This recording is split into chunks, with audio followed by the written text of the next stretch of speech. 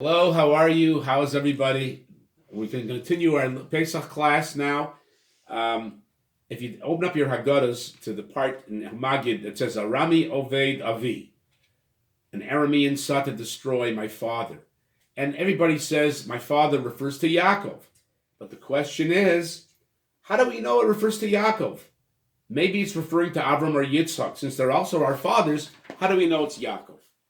So the expression Avi, when somebody says Avi, it's exclusive. My father.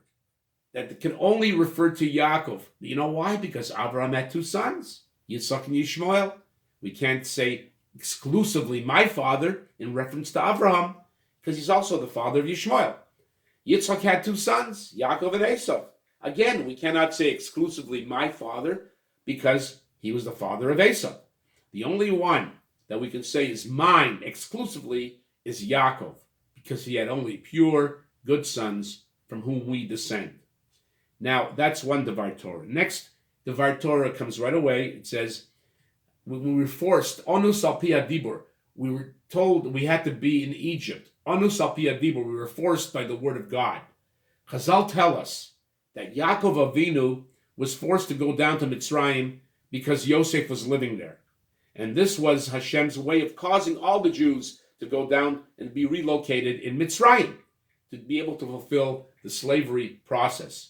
Now, a deeper meaning to the words onus al pi hadibur would be forced because of which was caused by words.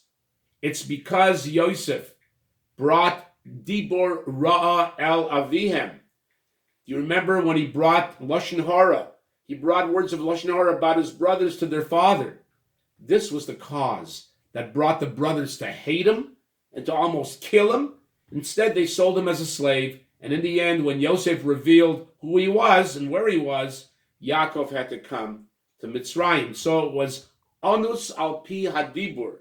It was only because, it was forced because of the words of lashon hara spoken by Yosef that Yaakov came down to Mitzrayim.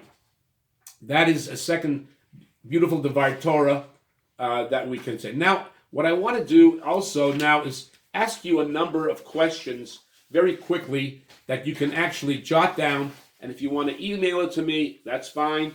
Or if you want to write it down and give it to me later on, that's fine. Now, I'm going to give you a number of questions today and tomorrow and the next day. And here we go. My email is. Why were the Jews commanded to count and consider Nisan as the first month? Nisan as Chodesh Rishon. Rishon. You know, that's the first question. Second question is, why is it customary for rabbis to deliver sermons on Halacha on Shabbos Hagadol, the Shabbos before Pesach? This year, I don't know if we're going to be able to have that pleasure, but every year that was the custom. The third question is, why is the Haggadah read by Mincha of Shabbos Hagadol? Aleph Magid is read at Mincha. Why? And the fourth question I'm going to ask you today is, why is no matzah permitted to be eaten on the day before Pesach, on Erev Pesach? And another question is, why are we not allowed to use a torch or a Havdalah candle for the searching of the chametz, for bedikas chametz? And why do we say the bracha before the bedika? Why do we say al biur chametz? Why not al bedikas chametz? And the last question for today is, why are the first nights of Pesach referred to as Seder nights? Why Seder nights? These are a number of questions that I'm asking you.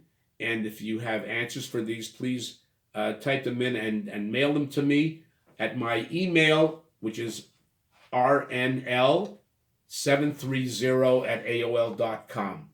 And if you do that, I'd be very happy. Just make sure you tell me who you are when you mail them in. Okay, have a wonderful day, and we will continue tomorrow.